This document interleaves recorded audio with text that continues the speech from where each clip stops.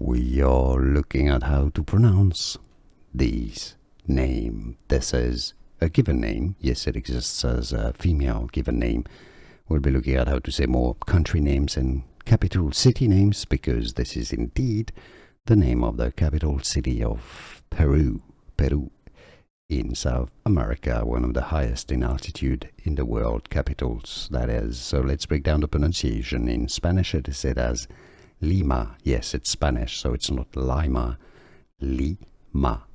Stress on the first syllable. Lima, Peru. Peru is how you say the name of the country, or Peru. Lima. Lima. You got this? Yes, I'm pretty sure you have. You have more videos for you here to learn more correct pronunciations. See you there. Thanks for watching.